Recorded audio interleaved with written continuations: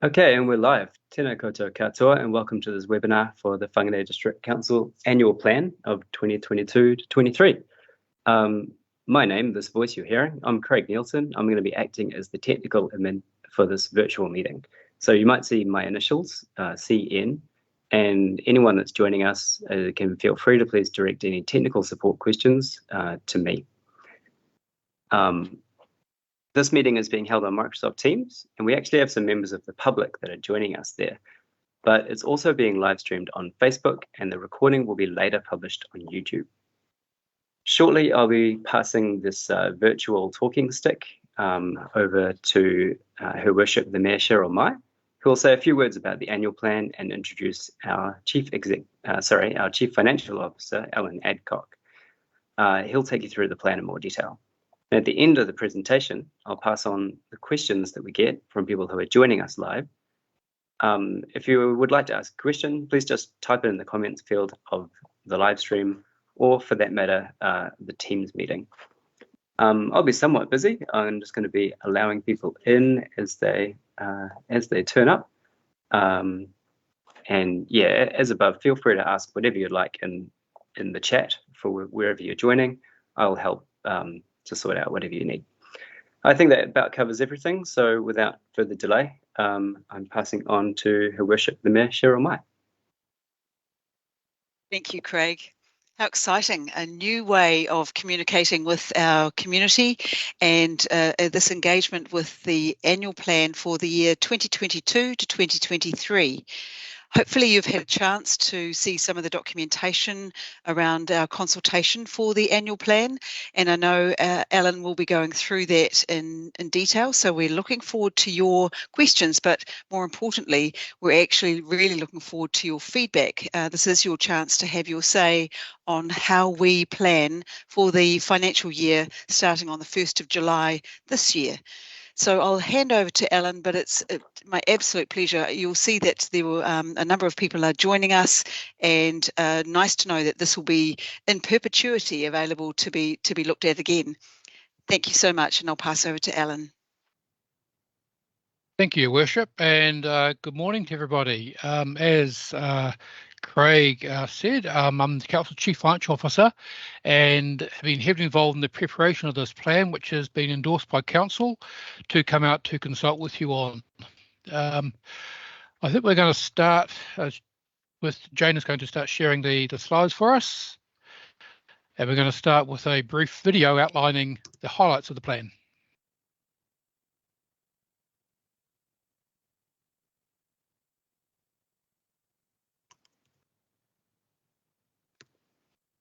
It's just coming up for you.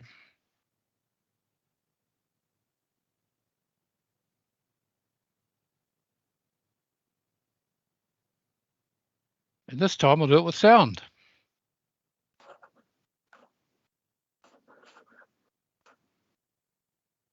Craig said he was going to be busy. Yep, there we go. We're off to the first little technical hurdle. So it seems like we're having a bit of issue with getting the sound on the video. Jane is just sorting that out right now, but actually, for what it's worth, you can also view this video directly on the Have Your Say page of the annual plan. So I'm going to put a link in the comments and feel free to watch the video at your own leisure there. Thanks, Craig. Look, just while the video is loading up, I'd give you some context where the annual plan fits in Council overall planning cycle.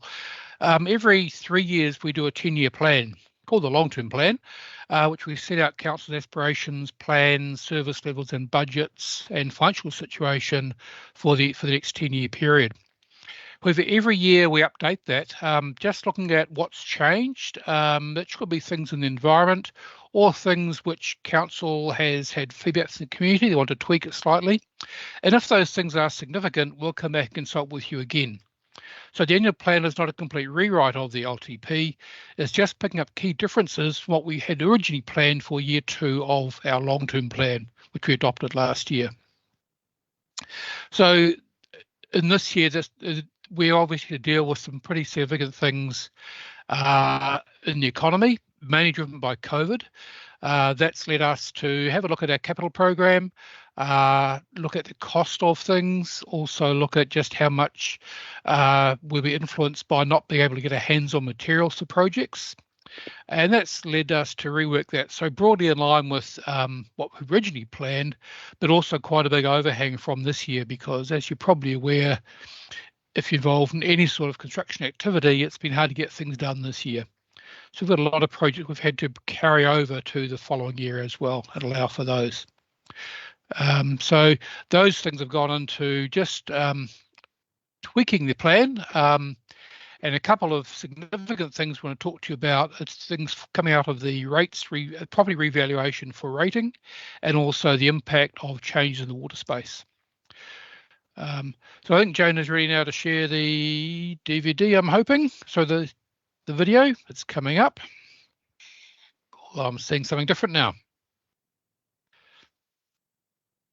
Yes, I'm sorry, Alan. I am having some challenges with the sound, so we might just skip the video if that's all right, and I will just go back to the deck. Okay, thanks, Jane. As Craig said, you can see that directly on our website. Yep, that link is in the chat for both our live places now. Right.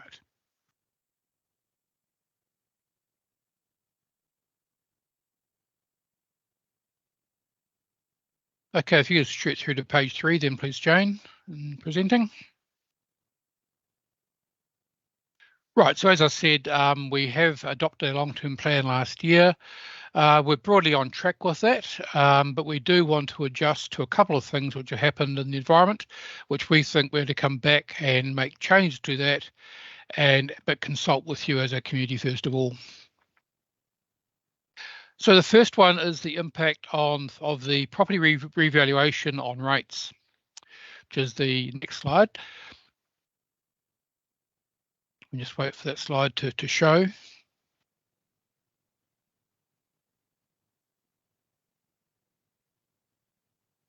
Thanks, Jane.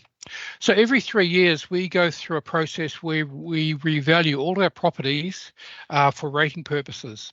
Now that's done at an arbitrary date, which was then is set for the next 3 years. So that was based on July 2021. And what we do with this is to use these values to work out what share of rates people pay. So there's a common misconception that if property values go up, council's rates go up. That doesn't happen at all. We set our rates independently of the valuations, but what we do is to work out how we distribute the rates across our community, and the rating values are used for that. And that's why I do it every 3 years. And there's legislation which dictates how that's done. What we find is that within our sectors, and we have 3 sectors being residential, commercial and rural, we get differences within those sectors which can really change the way the rates are shared. Now, in a normal year, with not based on revaluation, we simply use the values from the previous year with a cover a 3-year period, but each time we change through that 3 years, you can get some quite big movements within a sector, and that really changes the way that the rates burden is shared across the community. So we try to give people consistency in that space. Through our long-term plans, functional strategy, we're really clear about what rate increases people can expect council to be raising from the community through rates. But the share of each person pays, as I said, is based on the revaluation we go through. And each 3 years that can change quite a bit. And certainly in this cycle, we've seen significant enough change to make us think, actually, we need to do things a little bit differently because it's become a little bit unfair. So if we look at the next slide. Now this is a bit technical, but what this has done across the bottom of this graph here, I've grouped all the properties across the district for residential properties into groups of 10%. So the first category is all the properties with a land value. Now it's land value, not the total value, just the value of the land itself, between 0 and 124,000. That's the first 10% of properties by number. The next group is the next 10%, right up to the ones which are worth many, many millions of dollars at the top end there. If we look at how values have changed over the past 3 years, we can see the much greater increases for lower value properties and high value. Now that reflects the fact we've had a lot of growth in the community, and people have been, in many cases, purchasing rental properties, and that's driven up demand for those properties at a greater rate than others are. And also reflects the number of houses available for people to purchase. So, well, that's interesting. People will be saying, that's fantastic. My house value's gone up. It's gone up more than everybody else. If you're selling a house, that's great. In terms of paying rates, though, if you move by more than the average across the whole district, your rates increase will be greater than everybody else's. And similarly, if your value has gone up by less than everybody else, by the average, your rates can even go down rather than increasing. So overall, we're budgeting to increase our rates by 4.4% next year, which is 2% for our growth to keep on improving the service we give our community, and 2.4% for inflation. That's the average. But people with the lower value properties will be paying much more than that 4.4% because their properties have gone up more than people elsewhere. And we think that's probably a bit unfair, and we'd like to see a more even distribution of that rates increase in line with what we've done in the past. So just to explain a bit more about how this is working technically, if you go through next, please, Jane. So there's really two parts to general rates. The first is, if you like, a fixed charge called a uniform annual general charge, which is the same amount for every property. So whether your property is worth $100,000 or $1 million, you'll pay the same amount. Then we pay a portion on top of that, which is based on your land value. And that's the bit where we're sharing out across the district based on what the value of each property is. So the first part's the minimum each person pays, and the next piece really is about how valuable your property is, and that works out where the extra part of the general rates is paid. Now, we could keep things going exactly as they are, but that would mean a much greater rates rise for people with lower value properties than higher value properties. On the next slide there, the two options. So our preferred option is to reduce that uniform annual general charge, which would have been $756 with our inflation increases, down to $650. And that will keep the share of rates roughly in line with where it is now. Now, really important, this isn't about us getting more or less rates overall. This is about how we share it right across the properties in each sector. So if we go to the next slide. Again, this is a bit technical because this is quite a technical field. I just want to illustrate how this UAGC level affects the share of rates people pay. So the top left the corner of this graph here, you see the piece in orange. That shows effectively our status quo, or what we would have under the financial strategy in the long-term plan based on the new rates increases. So you can see there that the minimum for your property value 0 is $750 as an example. And then the next curve is quite flat compared to the one on the right. So to produce the same amount of money, we allocate the grey piece based on the land values people have.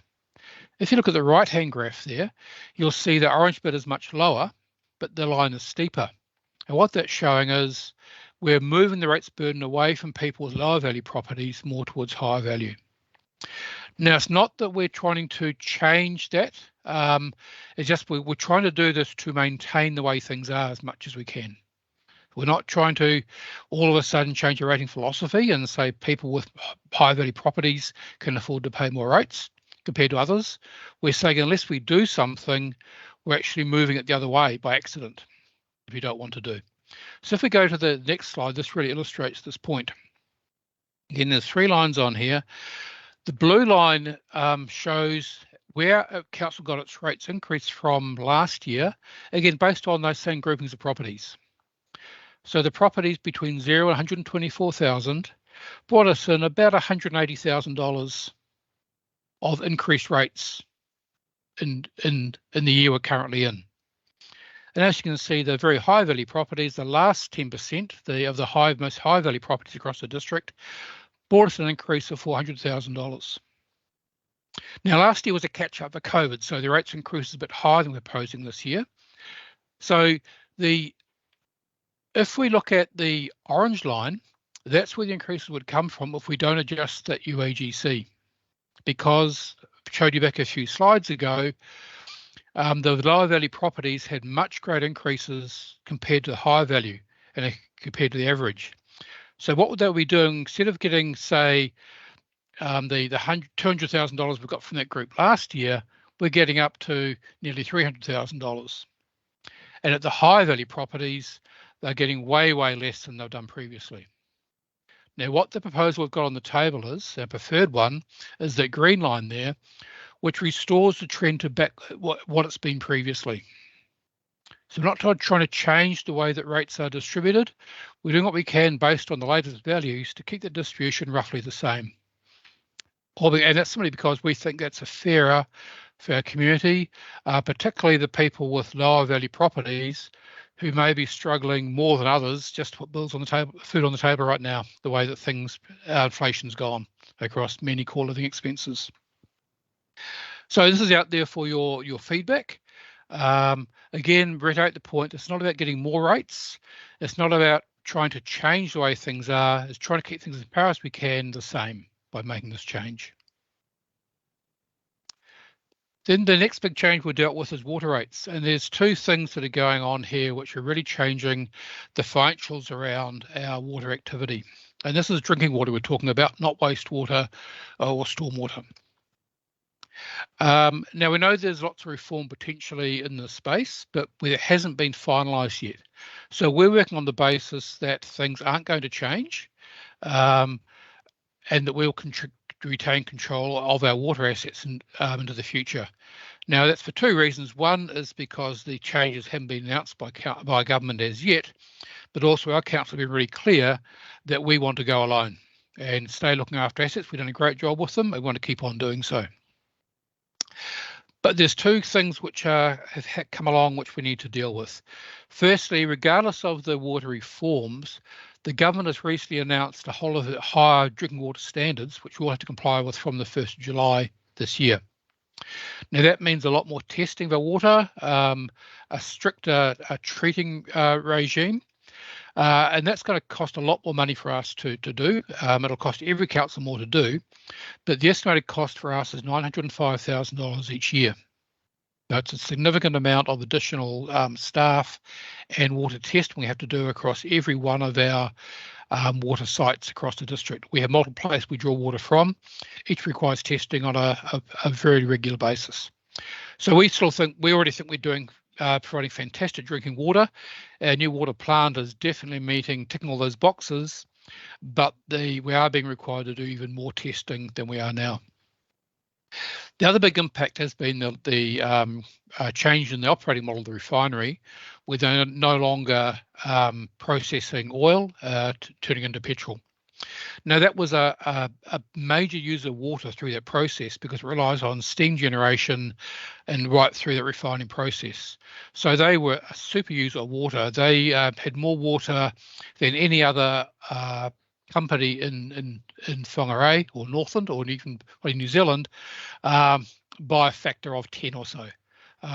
So the fact that they have stopped doing that means that there's a massive amount of water not being consumed by them anymore. But that doesn't make a big impact on the cost to us providing water for the community, unfortunately. So yes, we have to treat the water they would have been using, but we'll lose about $2.7 million of revenue from the water they're not using, but only save about $200,000 in the chemicals and treatment. So the net impact loss, revenue loss to us is $2.5 million each year. So together, that's a $3.4 million shortfall in our income for the next year and every year thereafter. So we've got a couple of ways that we can deal with that. We can simply say we'll stick to our current plan in the long-term plan, which is the status quo, which is just to do that small inflation increase. But that would leave us that hole of $3.4 million. Now, we can absorb that in the short term, but in the long term, we're running that at a deficit, which means every other ratepayer has to subsidise that. And because water is based on consumption, we don't think that's fair. It's more appropriate to move that revenue shortfall to the people actually using the water. To do that, there's unfortunately a fairly large increase, or it's a very large increase proposed next year, which is 31%, which gets us back to parity. And after that, we can continue with normal inflation increases. Look, that's a big number. We're not pretending otherwise. But if you turn that into the expected consumption for a domestic consumer, it's about $2 a week difference if we go to that $3 per and 3 cents per cubic metre. But the other increase status quo, yes, that's easy in the short term, but does leave us a problem to address in the long term. Our preference is to deal with that now. So the other two things we're consulting on, the rates movement, the UEC, and the water rate. So the steps from here are, we're in the consultation period now until the 6th of May. Then we'll analyse those submissions that come through from the public. We'll have some hearings where councils can hear from other people, consider what those submissions have been, what people want to say, make any changes, and adopt the annual plan 23rd of June to take effect from the 1st of July.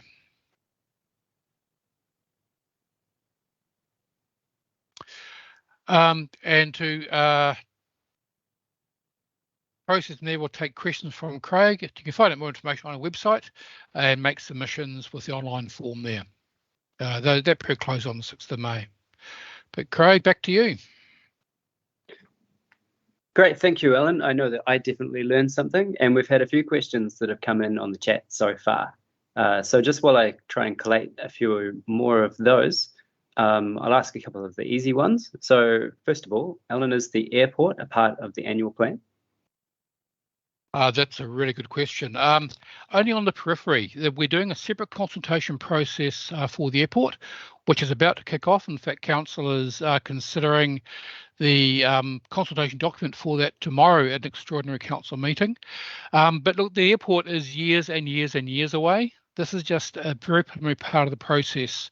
So there's no work being done next year in terms of any physical works, any decisions being made about the site. It's really about continuing the investigations and getting some initial feedback from the community.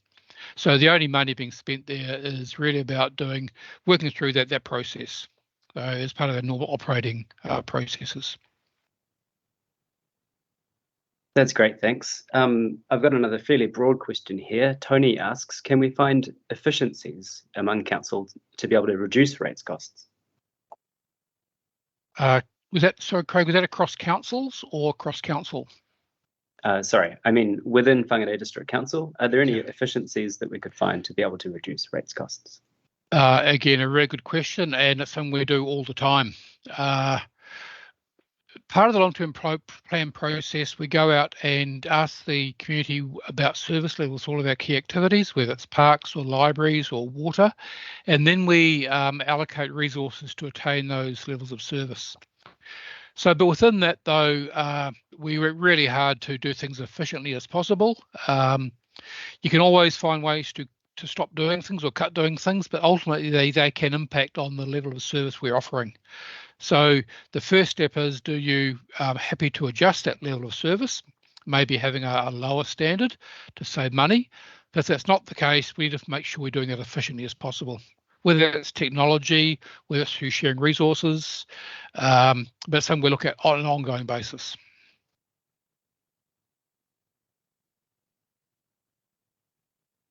That's great, thanks. Actually, we've got one here that somebody has asked for Cheryl Mai.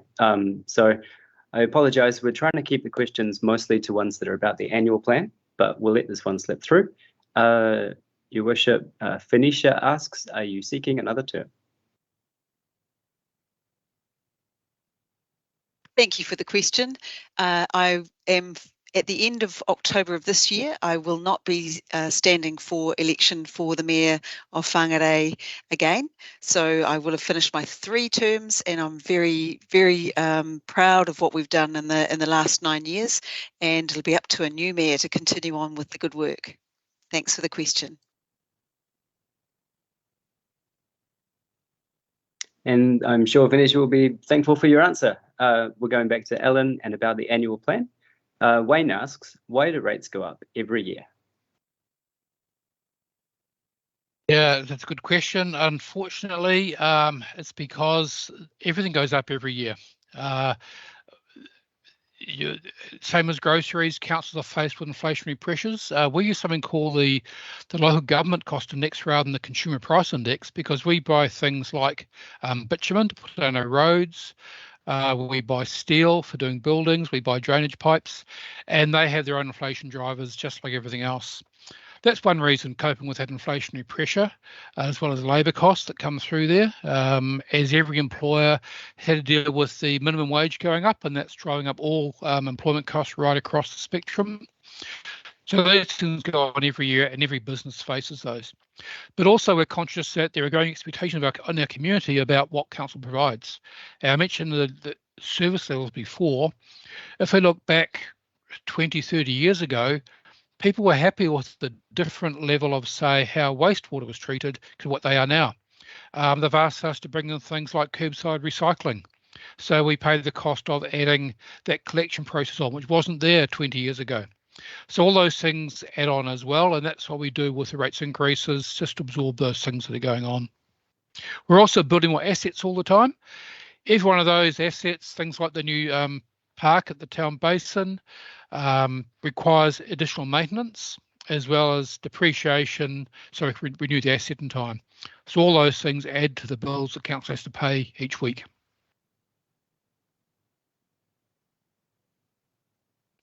Great, thanks. I've got an unusual one here from Christy, who asks, where can we find a copy of the Northern Asset Report?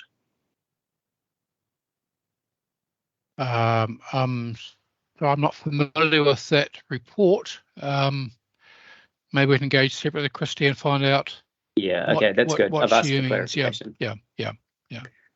Very good. On to one from Ollie Krollman, who has joined us from Teams. Ollie has asked essentially about the breakdown of water costs, and saying that it can be counterintuitive the way that costs for water go up when consumption goes down. This seems to be unusual in the kind of usual laws of supply and demand. So could you explain a little bit about how losing the refinery means that we actually have to pay more for water? It's about how the cost of water is shared. Again, much like the rates, the water activity is ring-fenced, and we know what our costs are, and they're shared among the consumers. So, in fact, with refinery closure, our overall expenses have gone down by about $200,000. But the income has gone down by $2.7 million. So while they were contributing that amount to all the other water consumers, effectively subsidising everybody else while they were in the mix. But now that $2.5 million net has been covered by all the other consumers who are there. So council's costs have moved down slightly, but its income will go down significantly unless that shortfall is topped up by all the other consumers.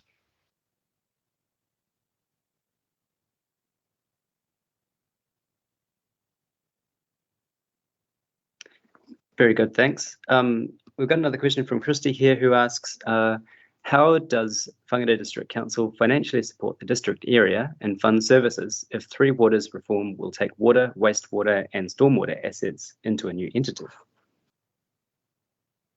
Sorry, Craig, I missed some words in that question. Could you repeat that, please? Okay, the short version is, how will Whangarei District Council financially support our activities without Three Waters that we currently manage? Yeah, look, that's a really good question. It's actually outside the time period for this plan, but it's definitely on our mind going forward. So if the reforms proceed on the basis the government's outlined to date, yes, the assets will get transferred to a different entity, and the revenue we're currently getting for those assets will obviously go as well. And they're primarily targeted rates for water and wastewater for those people who are connected to the systems. So yeah, we need to adjust for those. there's a couple of things for us because we're a bit different from other councils in this space, where nearly every other council in New Zealand has a lot of debt with those assets, which goes off the balance sheet at the same time. In fact, we're the opposite. We've looked after these assets really well for a really long time. And as well as getting good water and well-treated wastewater, we've actually got reserves in those activities. So we've actually been, if you like, saving our money to spend later. So while the water one is about to run out, and that's why we're doing this rates increase, the wastewater's actually got quite a big credit reserve, which is growing each year. So unfortunately, when the assets move across, our net debt will immediately go up rather than down. However, the government is saying that they're going to look after us in that sense, and there's two bits of funding which they're offering to councils. One is a better off package, which, if you like, is a pot of money allocated to each council based on its resources and population size, which we can put into different projects. But they've also identified councils like us, it's a small number, who would be worse off, and they're giving us a capital fund which is yet to be finalised to offset that impact of the fact that we're in credit, not debt. But look, we'll have to do a whole reset of the financial strategy at that time. We don't know quite exactly how it's going to look as yet. That's all ahead of us, but we've got a really, really strong financial position. We have a AA+ credit rating. We're as high as you can be. We'd actually be higher, but we're capped by the government. We're stronger than the government's financial position, according to Standard & Poor's. So we can weather that change, I'm sure, going forward.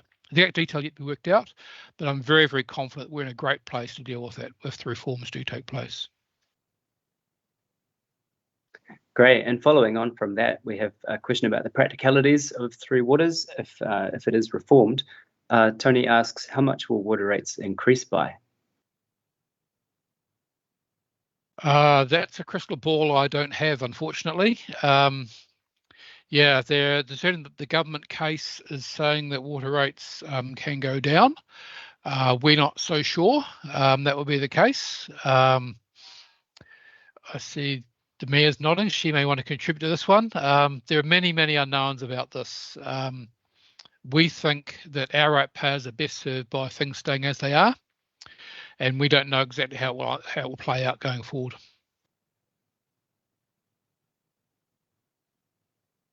Can I chip in here? Oh, yeah. Sorry, Craig. It's a really good question, and unfortunately, as Ellen has pointed out, it's a bit of an unknown. The analysis that was done by the government across all of the assets across all councils indicated that by opting into the entity model, that many councils' costs to their water consumers would go down.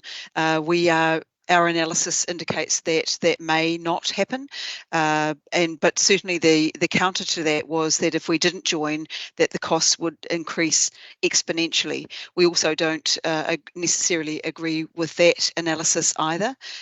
We are seeing, as part of the increase, the proposed increase in our water rates this year, to incorporate the changes to the government's drinking water standards, and we absolutely agree that the quality of our water is paramount for the people that we serve. So part of the increase this year is to meet the new standards, and those nothing more certain than the standards will continue to go up, and they should, and the regulator will ensure that every authority who is providing water to their consumers will need to meet those drinking water standards, as well as the wastewater standards, etc. So I struggle to see how an entity will be able to reduce costs. There may be some savings in the long run, and cross subsidisation. These are all factors that we've been taking into account, which is why we still hold the line and saying we prefer to opt out of the reform package.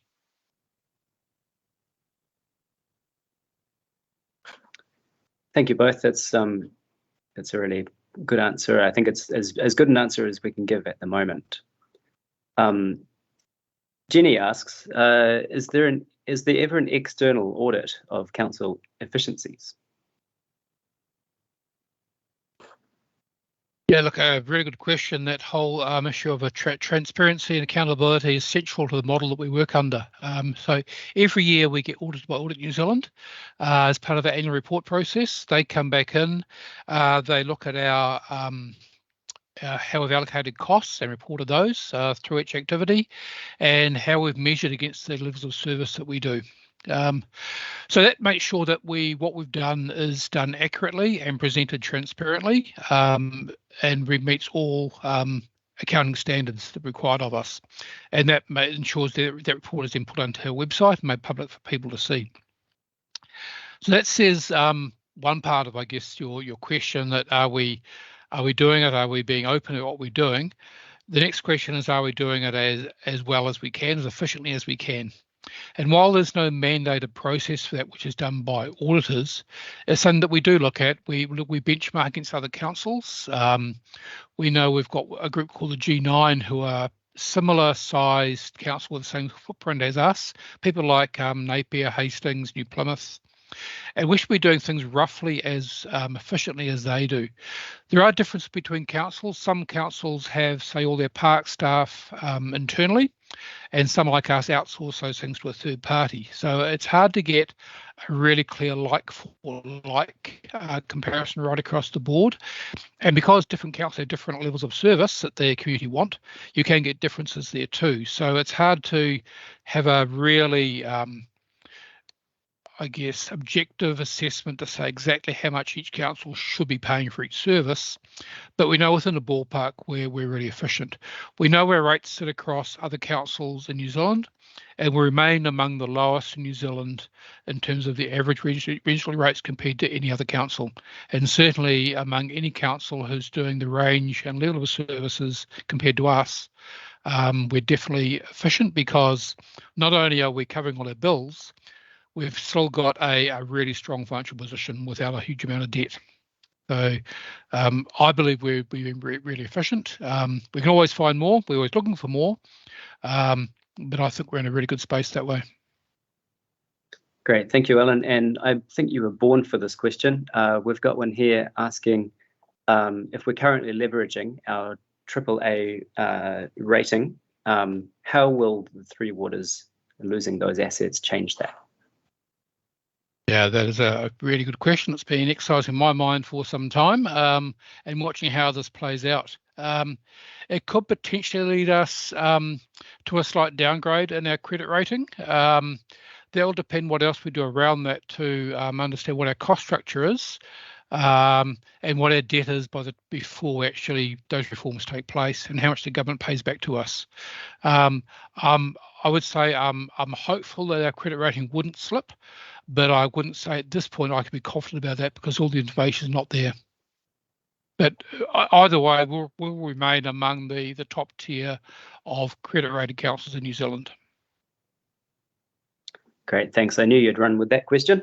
We've got a question here from Tony asking why we rely on contractors rather than having our staff complete our work program. Sorry, Kago, I heard question from Tony and you cut out. Oh, sorry about that. So the question is about why we rely so much on contractors rather than having staff completing our work program.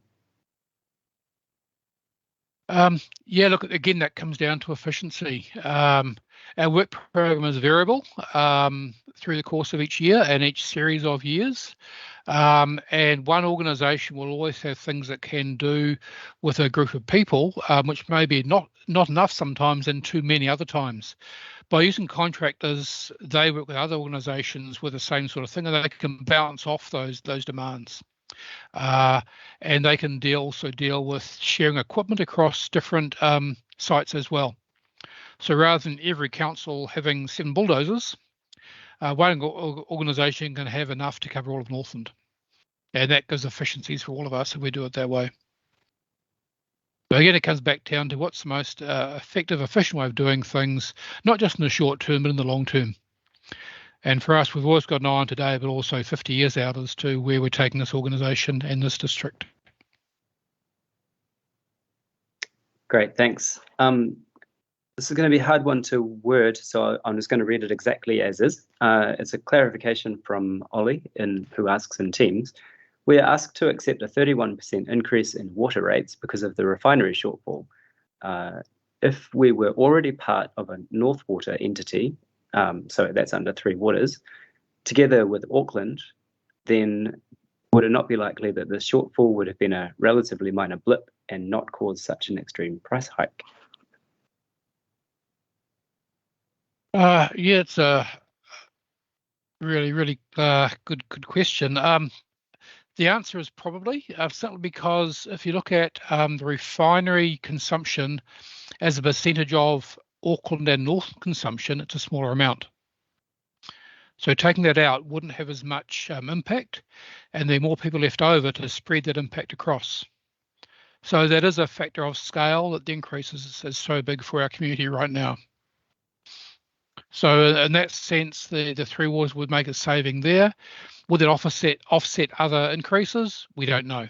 But if you look at that in isolation, yes, you're right in how you presented that. If I could just add to that as well, it's an unknown as to whether the entity would still ring fence the costs and income from each of the authorities that it is responsible for, or whether there is that cross subsidisation. So that again is an unknown at this point as to whether if the entity would be able to spread the reduction in income across all of the whole entity, or whether they would still continue to treat each area separately. So that's a little bit of an unknown at this stage, Ollie. Good question. Thanks. For all our viewers, it looks like I'm coming to the list of questions that I've been making here. So if you've got something burning that you're wanting to know, then please make sure you ask it in the chat now. But we still have a couple more here. Firstly, from Carl, who asks, why are ratepayers still paying a targeted rate for the Faux Valley Treatment Plant project?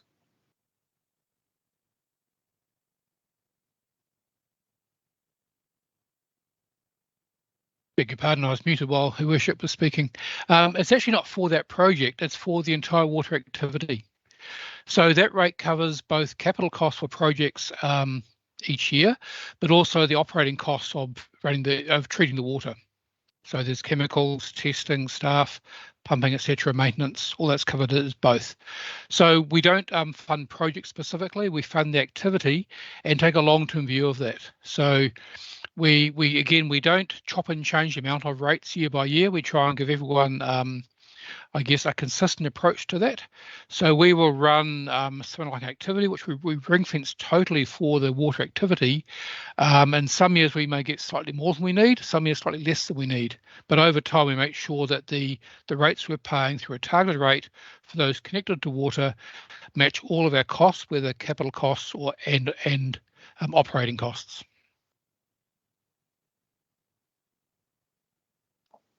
Thank you. We've got a question here from Aru asking if there's anything in the annual plan allocating money to clean up waterways, specifically in Romanga, Tarewa, and the waterways that flow into the waterfront. There's not specifically anything for those that I'm aware of. Again, they'll be covered by our operational work, and we prioritise that based on priority on issues across the entire district. So there are areas where we could always do more in, but I'm not aware of anything specifically. But that sort of thing, if there's a particular problem with an area, say someone has dumped rubbish into it, we always encourage people to log that through council, either through a call centre or on a website, and we can allocate resource to that. So we match that against our long-term programs across all the assets across the district. Thank you. And I believe this might be our last question, unless we get anything that comes up in the last few seconds here. But this is a good one maybe for both of you. Samantha asks, can we make the Otaika roundabout rooster a mascot for Whangarei? We enjoy spotting where he is every trip. That's a question when we have to pass over to NZTA, Waka Kotahi, because that's their road, not ours. But I'm sure if we ask the people, we get loads of suggestions around that. But roosters is a good one.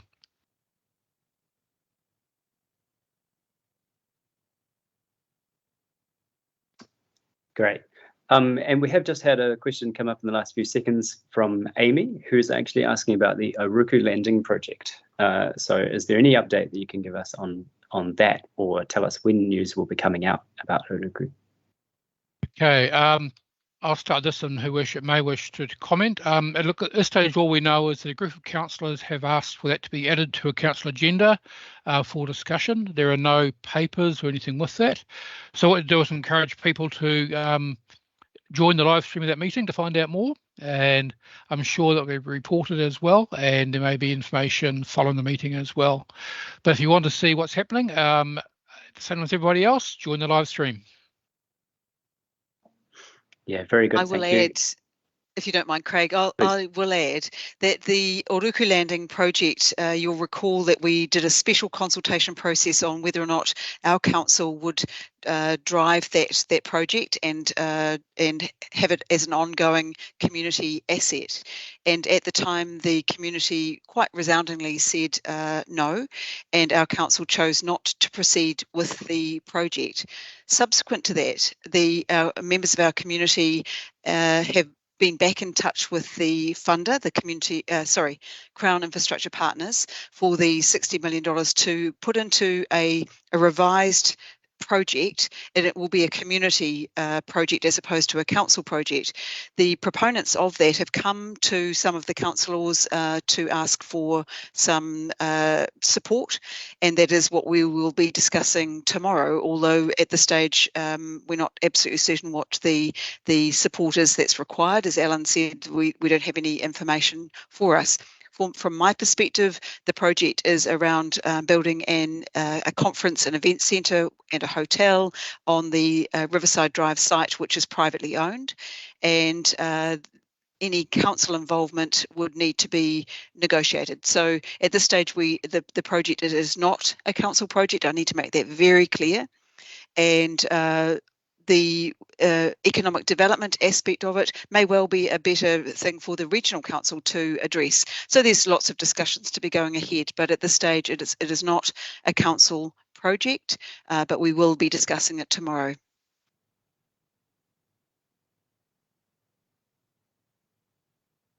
Yeah, great, thanks. And to echo what Alan said, the meeting in which councillors examine this issue once more is being live streamed as well. We've actually had a couple more questions come in, so we'll just give those a little time before we end the call. But we'll start with Samantha, who asks, the animal control service is actually mentioned in the annual plan. Will they be moving from their current site?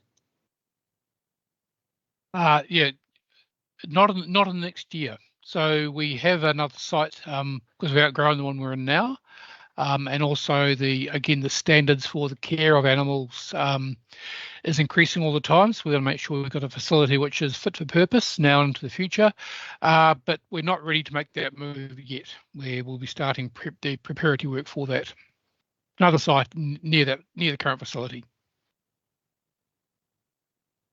Yeah, thanks. And I think this will be the final one. Tony asks, have you changed style of working due to COVID? And do we have any additional costs or cost savings that means the LTP might need to change? That's an interesting question, and certainly been exercising our mind because clearly working patterns have changed. They were forced upon all of us with COVID. We've had a lot of staff working from home. In fact, during the recent Omicron outbreak, we've actually been double teaming our staff. So we split people into two groups, half in the office, half at home, just so we can maintain business continuity should we get hit really hard. Now, luckily, we haven't been hit that hard, and we've been able to maintain all the services, despite having some staff vacant or some staff having to self-isolate because, say, their kids at school have picked up COVID. But look, it's really forced us to examine the way we're working.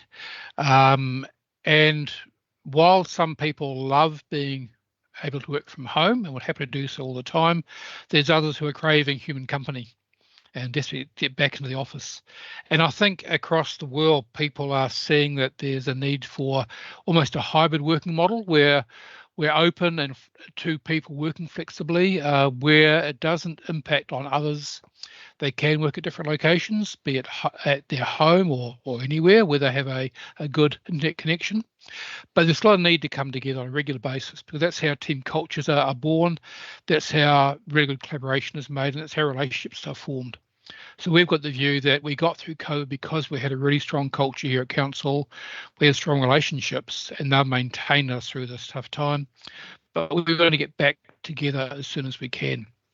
So things like our new Civic Centre are still critical to us, because that's the place we can come back together again and all be under one roof. And I think we will see more flexibility, we will see more remote working going on, but that's as well as work in the office, not instead of. And cost-wise, it hasn't made a huge difference to us, because we're still obviously renting the same space we have now. We've had additional costs through doing deep cleaning on a regular basis. We've had to have increased personnel around security while the vaccine mandates are in place. For individual staff members, maybe they'll say to see it on gas and they'd like to stay working from home a bit longer to avoid the cost of a commute. But yeah, so it's probably reasonably neutral for us in terms of that, looking at that specifically. That's great. Thanks, Alan. And for the final question, I'm going to allow one from myself. So my question is, how much flexibility does the annual plan give us while keeping to our long-term plan? Yeah, that is a really good question. The Act allows us quite a bit of flexibility. It's really making sure that the intent of the plan is maintained.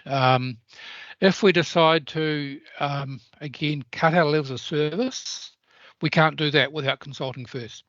So if we chose to, we've got to say to them, we're going to stop picking up recycling, and that's going to save us $600,000 per year.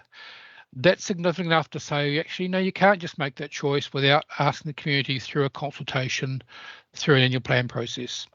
So there are thresholds in terms of the change to those service levels, but also things that impact on the whole community to a sort of significant level, or a part of the community. If we cut services or impose a cost on someone out of line with what we said we were when the long-term plan was done. So there are different thresholds on our significance levels, but what it comes down to, if the change is material and significant for what you see in the long-term plan, go and consult first, please. Craig, if you don't mind, I'll just add something there. We've found that with our long-term plan, the continuity and certainty that provides to our community, to our contractors, that has been held in very high regard. So while we would prefer not to change in year 2, we also do need to we acknowledge that it's a budget, it's a forecast. So we do need to respond to any of the changes that occur as a result. And this year, the significant changes came in the way of revaluation of properties and also the closure of the refinery. So those are the two key things that changed dramatically from the point of time that we had when we set the 10-year plan a couple of years ago. So that's why we are doing a limited consultation, because as Alan rightly points out, if we were to change direction dramatically, then we would need to do additional consultation, because our community is expecting us to be doing the work program that we have laid down for the 10-year plan. So that's a really good opportunity for us to explain and be clear about what it is that we're consulting on for this coming annual plan. That does help. Thank you very much. I think that we've come to the end here, so I've just placed the link for where you can view more about the annual plan and the full consultation document, as well as the supporting document that goes with that. I've placed a link for that in the chat for our live stream. Now, just as we're about to wrap up, can I ask people that are on the Teams call to just stay on a moment after that? And we're just about to finish the Facebook live stream. Is there anything either of you would like to say just before we do that? I would just like to thank everybody for their participation, and for our team for making this available to our community. I think it's going to be a really valuable way that we can connect with the community, and for people to be able to go back and have a look and a listen and get some real clarity on what it is that we are doing. So thanks to everybody for joining us today. And I'll echo those sentiments and just encourage people, if you've got a point of view you want council to hear, they can only hear it if you make a submission. So please get it in. Great. So thanks all for tuning in. And again, we'll have the Teams people stay on the call until next time. Thanks again.